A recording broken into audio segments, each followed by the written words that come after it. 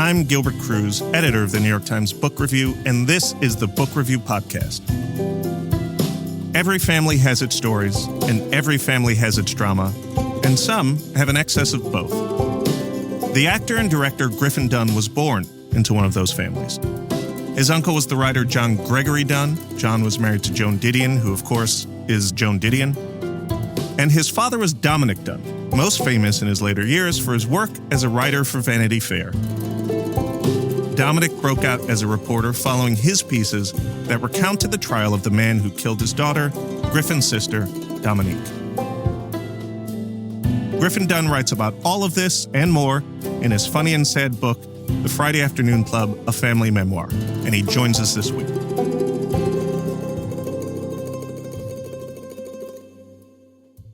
Griffin, welcome to the Book Review Podcast. Thanks for having me. I assume you've been writing down a lot of these stories over the years. When did you know it was time to press play on the book, which is a terrible metaphor, but when did you know it was time to put them all together and do this? I have indeed. You're quite right. I have been logging a good story now and then, told over dinner, not just about myself and my self-deprecating funny things that happened to me, but about my family and about my great-grandparents on my mother's and my father's side. And I let the story sort of build for a while. And I have an agent named David Kuhn who has been hammering me to write a book. He says, "You've got a book inside you." And he's been after me he's been saying this for 10 years. And along the way, behind his back, I've just built up about 50 pages. And about 2 years ago, I said, "Remember that thing about the book you said?" And I just sent it to him. And he flipped out, and he's a very aggressive agent, and he got everybody excited and got me on with all the publishers, and it became very real once he got me my deal with Penguin. And I was off and running. You note in the acknowledgments to the Friday Afternoon Club that everyone, save for your brother, is no longer around. And I'm curious, you come from a literary family. Did you think about doing this earlier? Was there something about, I have to give myself time between when my father and my uncle and my aunt, who are all amazing writers, moved on before you were able to do it? Yeah, but not in that intimidating sort of way of being cowed while they're still alive to write, but more. And I was thinking about writing the book and might have even mentioned it to Joan when we were making the doc. It was in the back of my mind that far. And she was very supportive.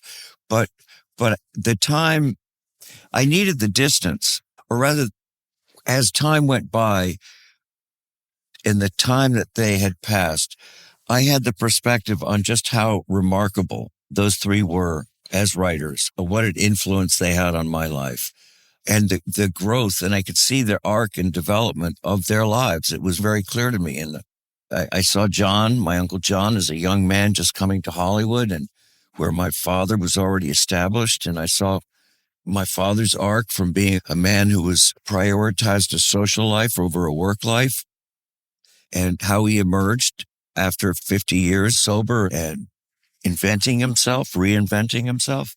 And my aunt, who it was my turn when my uncle died, and when my father died, it was next his turn to be Joan's protector, and then I was her protector. And in all that, in their absence, I saw them clearly. And the things they wrote about were quite personal. They were very forthcoming about their own thoughts and their feelings and their flaws. And that was a big influence on me when I set out to write as honestly as I could.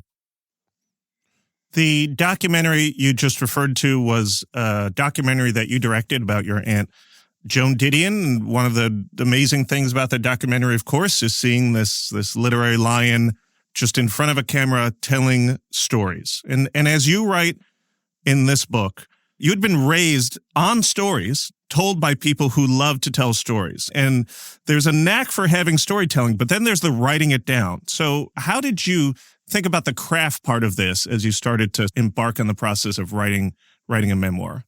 Well, you're quite right. There is a big difference. And I found that the challenge was to write the way I speak as if I was the most articulate, well-paced speaker. and that the words would tumble effortlessly onto the page. And once you have that time to tell a story in your voice, the only voice I've got, you really can craft it, and you can take your time with it and speak better than you would normally in real life. So it was really just about fine tuning. And people who know me very well have read the book, said, my gosh, you write just like you speak. It was like listening to you. But it took a lot of effort to write the way I speak. And more so, I found myself really having to step up to the plate when I had to read my audiobook, where you'd think, oh, that's just how I speak. I just read it. No, I wrote rather complicated sentences, and I fumbled all the time on my own words. You really summon memories so well in this book. Early on, one of the things, the little sentences that stood out to me, you say of a gardener that you had a childhood affection for, you write, I was fascinated by the cracks and calluses on his hands and fingers, where decades of dirt were so embedded that no amount of lava soap could ever clean them. That is such a specific detail from when you were so young. I have a terrible memory, and so I'm fascinated when I encounter people who are able to pull these things out of their younger years. What was it like to access those? How did you do that? It's an image that's always stayed in my mind. I think as a boy, this gardener who had fought in the war and wore a fedora hat, a dusty fedora hat, and worked with his hands, was so unlike the father that I had. And, I was 5 years old or 6 maybe, and I had a sense of hero worship about him. So I noticed every detail about him, and I wanted to have working hands like him. I remember that so vividly. I remember looking at his hands and the dirt embedded in his hands, and it's something I aspired to. And, I continue in that paragraph how I would grip the shovel the way he did so I could build calluses on my hands. I really wanted calluses. And I think if I get a little Freudian about it, I think it had to do with a substitution for what I thought masculinity was, what I thought being a man was, and this tough guy. That's what I admired. You discovered, speaking about your father, Dominic, later on in life, you can say rather than I at what age, that he was a gay man. You write in your book, my fragile identity at that time was tied to a father who couldn't throw the third and gave me 2 French poodles named after famous homosexuals. What I secretly longed for was to have a father like my hot-headed uncle. It took me many years to understand what it meant to be a man, and by then I realized I'd been raised by one all along. When did you start to see your father clearly in this way? He had a descent like I wouldn't wish on anyone, which he takes responsibility for his decline in money. He went broke. He lost all of his friends. He was drinking too hard. He was a funny guy. He became a mean drunk, and he was exiled. He sold all his items. That he was also terribly materialistic, and he had to put the price tags on end irons and sofa cushions, and his friends who no longer would return his calls came, and he had the humiliation of having to barter with them over these things. So when he left Los Angeles, he drove up the coast along the Pacific Coast Highway until his car broke down in Oregon. It was there that he really dug deep and questioned how he got himself in this situation. And he became sober, and the transformation was incredible. It was so brave. And he would write letters to my brother, Dominique, myself. I realized he was using these single-space letters that went on for pages that were hilarious and so introspective, and about the people in his meetings. And he was drawing characters of a flight attendant who'd been fired for being an alcoholic in the meetings. And I realized he was teaching himself to write. He was finding his voice. And he emerged from that, a man that was always there. And when he became successful, and as a crime reporter for Vanity Fair and as a best-selling novelist, he loved being famous. He loved it.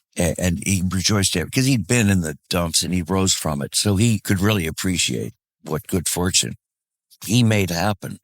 Every time he got an award or somebody recognized him or something, he'd always call and tell me. Couldn't believe it. And then one day, Saving Private Ryan had come out, and he called me.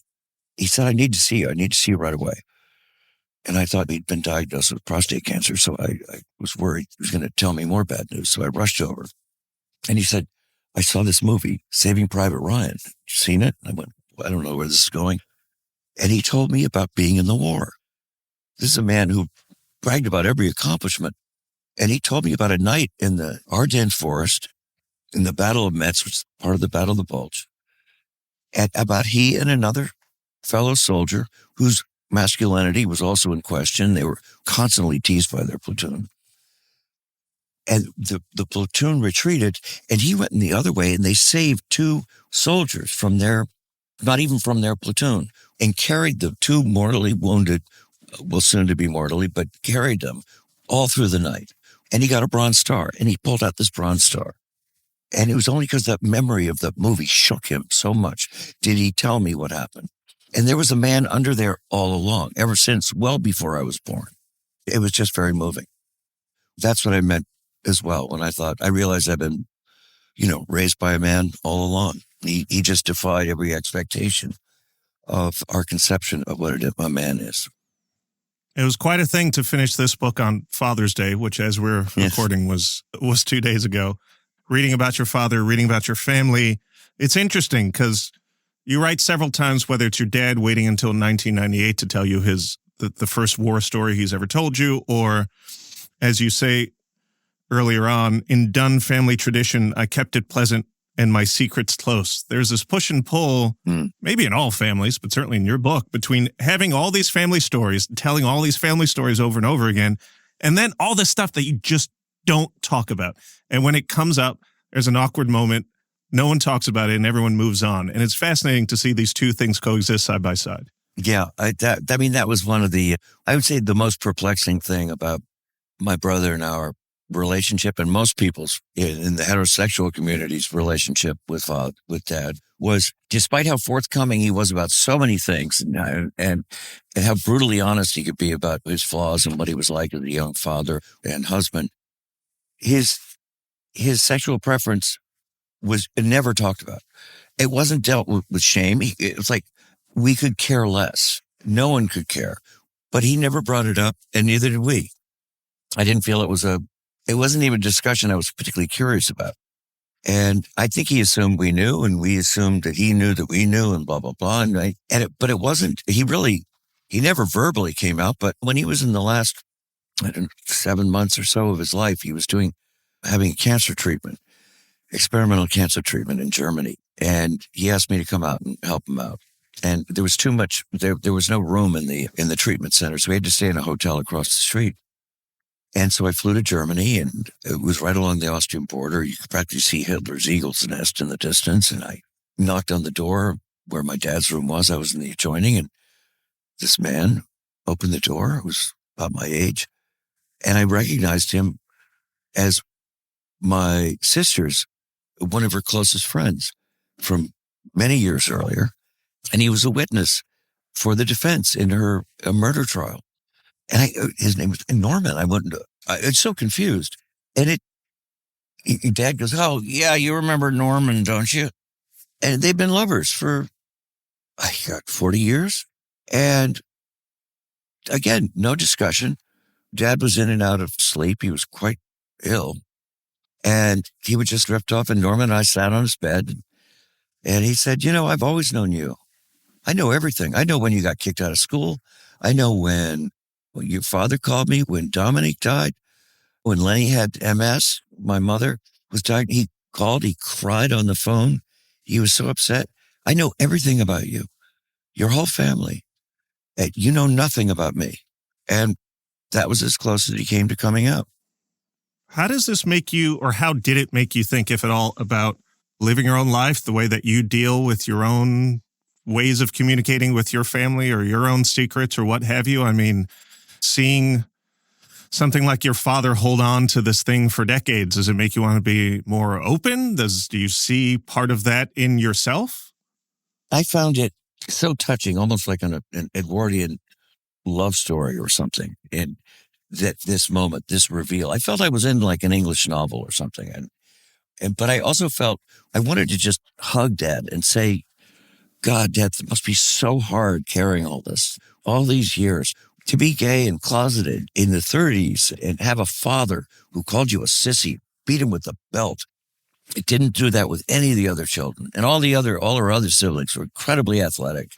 He just loved movies and now Voyager and he couldn't stop talking about the wardrobe and the clothing. And my father my grandfather would just be so incensed, he just beat him even more. And he carried the shame all the way through his life. And in situations, you'd have to be, in those days too, you put yourself in terribly dangerous situations that could get you arrested or even killed. And he was expected to be married and have children.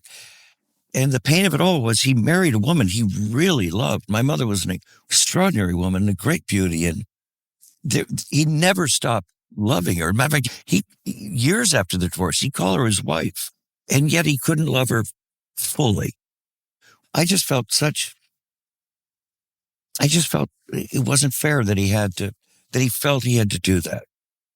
And that this was his way of doing it. And I accepted it. I was incredibly touched.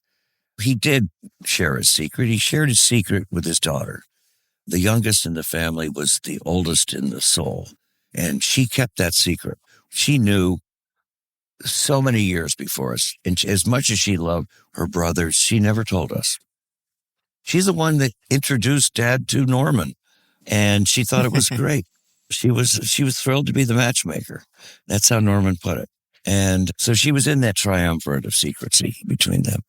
So I don't know. I was very moved.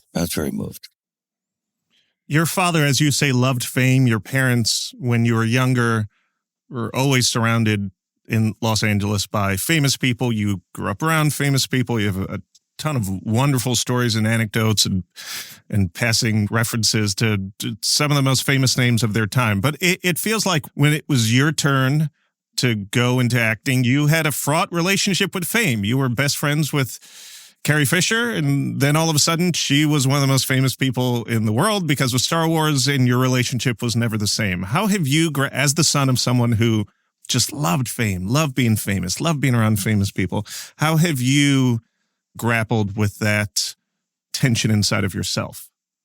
Well, a part of me is, even as a young boy, I always found it a weakness, my father's idolization, being a grown man, to be so fawning and impressed by famous people. I didn't like seeing that. I thought it was okay for me to have my walls plastered with pictures of the Beatles and actors in Flipper or whatever. I was a kid who idol worshiped musicians and things like that. But it's something I saw was wrong or so a little weak or something about him doing it. So, and then when I saw that his quest, that superficial ambition, stripped away from him, and those famous people dumped him. And then I saw that his career as a movie producer, having been a television executive, that this business just pummeled him as I was emerging into it, wanting to be a well-recognized and respected actor. That kind of shook me. I saw how the movie business could be a dangerous place. I think every actor, if they're really ambitious, as I was, and had dreams of working with incredible directors and actors, it doesn't happen right away, and it gets very frustrating, and you feel very competitive. And the person you take it out on, in most cases, is yourself. And so it was a unique situation for me to be a struggling actor without having acted very much. I was a waiter and had my best friend become one of the most famous people on the planet from being in Star Wars overnight. And fame changes your life. So if you see it up close, suddenly it was difficult for me because I wasn't fully formed. I was basing my identity on the work I had done or the lack of work.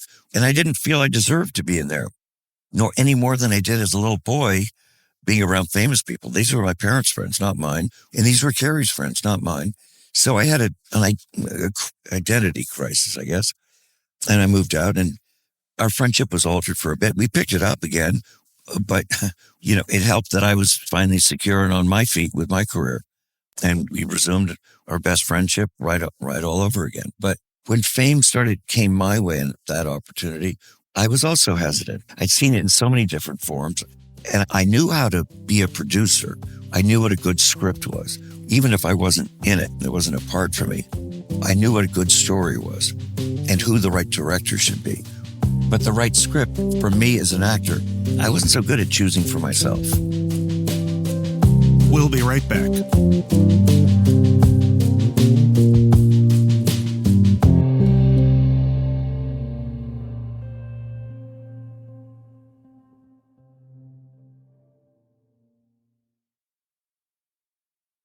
Welcome back. This is the Book Review Podcast, and I'm Gilbert Cruz. I'm joined this week by Griffin Dunne, author of the Friday Afternoon Club, a family memoir.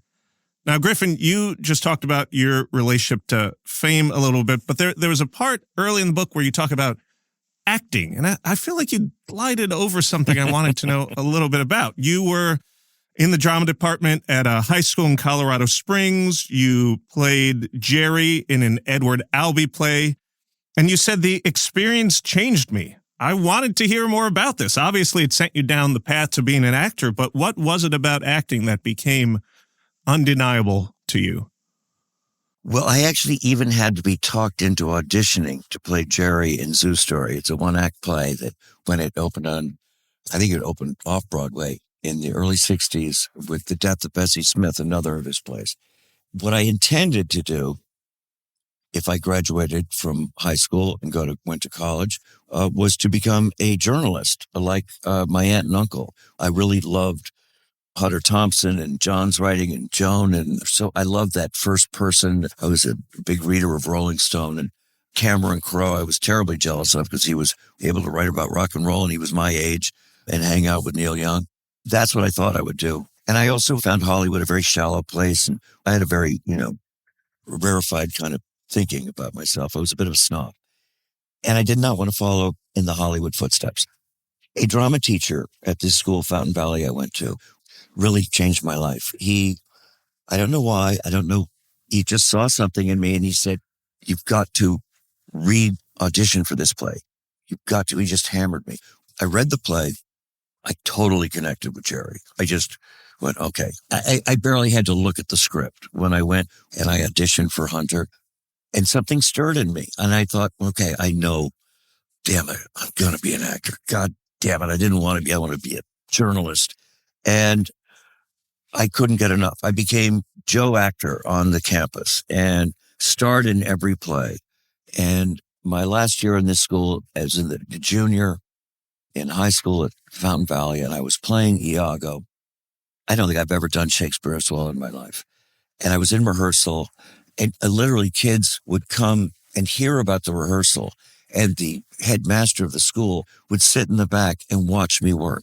And I got this reputation of like, wow, this guy's going places. And I felt like I was going places. And then the night before the performance, a guy who was my best friend who followed me from a previous boarding school, and we knew each other since we were 11. He really got into drugs, and he came in with a hash pipe and did the old, "Oh, come on, we don't get high anymore." I suckered into it, and I took a hit of hash, and a teacher walked in. I got kicked out of school, and I never got to do Iago. I mean, I had those monologues in my head for years. I still have never gotten to do Iago, but I did know, especially being kicked out of school in 10th grade and having no hope of getting into any sort of decent college, that I was not going to go to college. And I knew that I would be going to New York to become a New York actor. No way I was going to get my bones in Los Angeles doing television series. And that's what I did. And that became my dream. There are so many celebrity memoirs, and this is you're a celebrity. This is a memoir. There's so many released every year. There's so many that I have went been out of my put way out. not to be called that, but I totally got it. Well, let me ask you, how did you steer clear, in your opinion, of the things that maybe make other memoirs by famous people? I understand. I totally get it. And I expected that. The reason I even bring it up is because I was never sure what the actual title of this book would be, but I always knew the subtitle was a family memoir. Mm-hmm. And Sidney Lumet writing about directing and what his experiences were. Those are fascinating, compelling books. I love reading books, the memoirs about people and the process and learning from what they learned and their experiences. I feel that is interesting, but less interesting in what I wanted to do. I wanted to write a book about my family. I wanted people to know my family, to see the arcs of their characters and where they started and how they ended up. And that's why I waited so many years to write it, just to get that perspective. I needed that distance. So I did do nods. Many people go, oh, come on, you only gave one line to the Madonna movie. I got some funny stories about that, but it took me away from my family. They were always the pulse underneath. When I was working and I'm in New York, I'd always get on the phone. They'd pass the phone around and I'd speak to everyone in my family. And my mother, as her health declined, I was always checking in on her. We were a very close family. And that was my focus in writing it. The title of the book, subtitle is a family memoir. The title takes its name from a weekly gathering that your sister Dominique put together. We have to talk about your sister, but Sure. I'm curious as to when you knew that Your Sister's Thing would be the name of the book. When my editor at Penguin, when I chose Penguin because of the editor, a man named John Burnham Schwartz, whose novels, coincidentally, I'd read. I'd never met him in my life, but I'd read two of his novels. He knew I was struggling to find it. He was very funny about how terrible my ideas for titles were, of which I was not committed to really any of them. I didn't like them either. And then he just said, what about the Friday Afternoon Club? Boom. There's a lot of sad things in this book, but there's a lot of funny things. And it's named after a club of actors that gathered on Friday afternoon, usually after acting class. Everybody was all at the beginning of their career, and people like George Clooney and Timothy Hutton and actors that would emerge we'd all be hearing from later. It just sounded hopeful. It sounded fun. It would make people want to know, oh, what's that? And that kind of hope. When she started this club, she was to be murdered about maybe a year and a half later. And she was murdered just at the beginning of where her life was really going to take off. And I have no doubt about, had she lived, everyone would know her name. She was enormously talented. And I liked the hopefulness in that. And when John suggested it, no other name compared.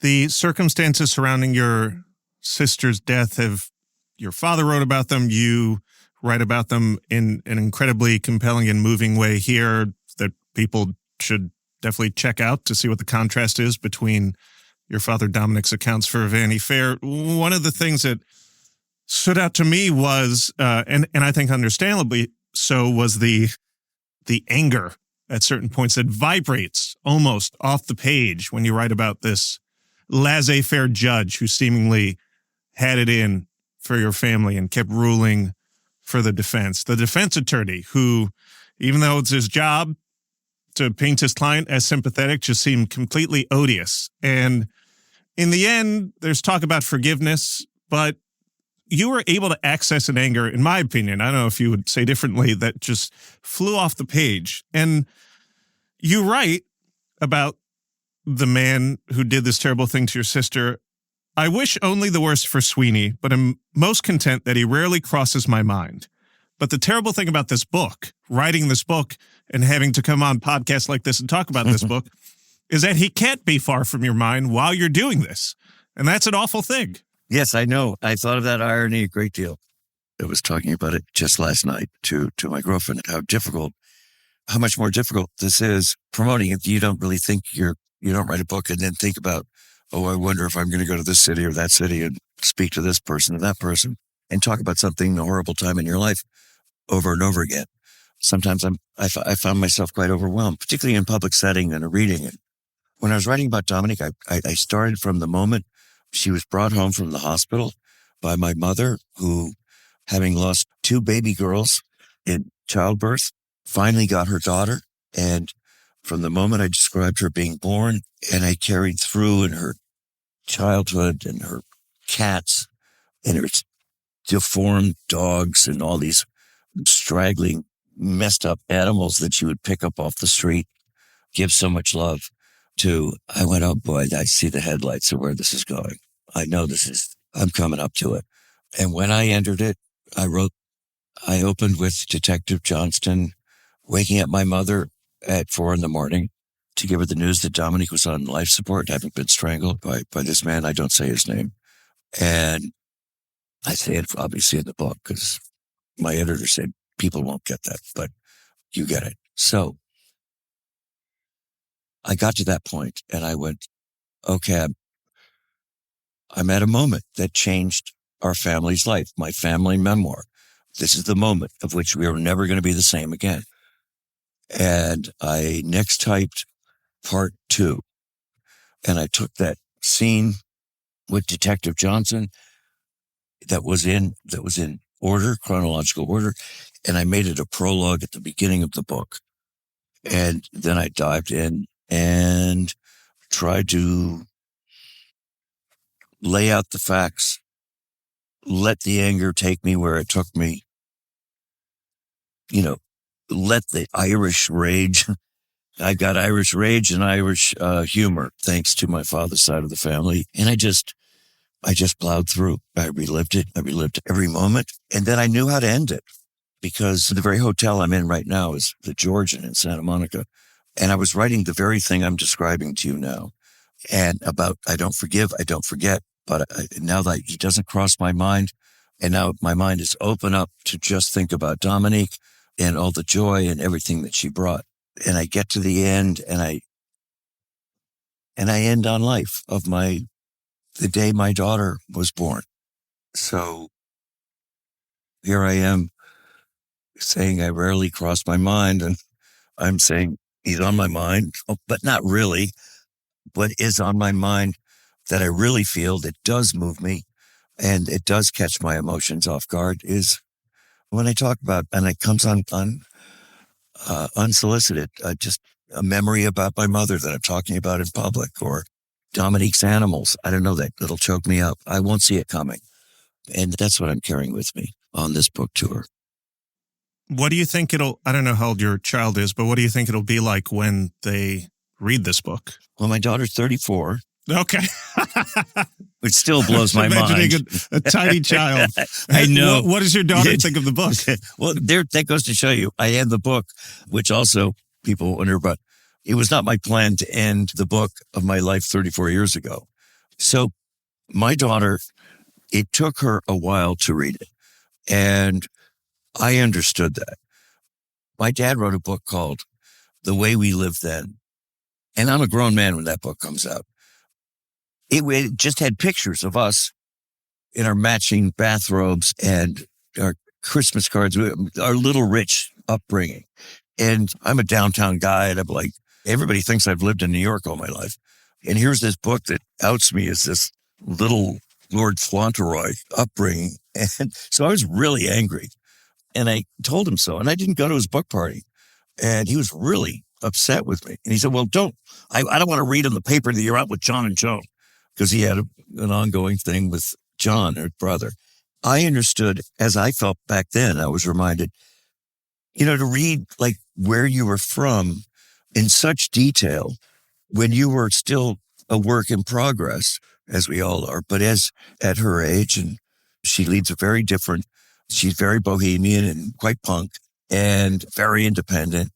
To read your father's book, his first time losing his virginity and sexual escapades, and then about fame and my she doesn't want to be boxed in. So I think she had to come to terms with that. And then finally, and I would ask, so have you gotten to the book? Oh, no, I'm going to, I promise. Finally, she said, you know what, it is hard for me. Do you have an audio of it? So I got Penguin to get me an advance of the audio. And I have a house in upstate New York, and she was coming to stay with me. And she started the book. When she arrived, her eyes were actually, I could see she'd been crying. And she said, Dad, I had cried all the way up. I said, well, did you get to and she goes, I don't know. I was just picturing you as a little boy and what you went through and what you were doing. And it even makes me emotional now to talk about it, because I don't know what her experience was. It was just, she'd never seen me in that light. She'd never thought of me as a little boy, and being sent away to school at 11 years old and being flogged because they have corporal punishment in the school. And it really upset her. It made her cry for me, for my childhood. I made it a point to not write in any self-pitying way. And she didn't see it that way either, but I was very touched. It just shows how much she loved me so much. She was just sorry that some of the things I went through in my life and that I wrote about that I had to go through. So anyway, she's finished the book and loves it very much. Well, I'm sure you felt the same way about stories you heard about your father. Yes. Yes, I did. One of the very first piece he ever published was in Vanity Fair. Tina Brown had sent something about him. He'd never been published in a magazine as a written nonfiction before. But she told him, write a diary, keep a diary. And if you write it, I will publish it. And he wrote this account of what our family goes through in the judicial system, who have no previous experience of any kind, who believe in a judicial system and were let down by a judicial system. And he wrote this devastating piece that was so devastating, I was very conflicted about it. It was too personal. It was too soon.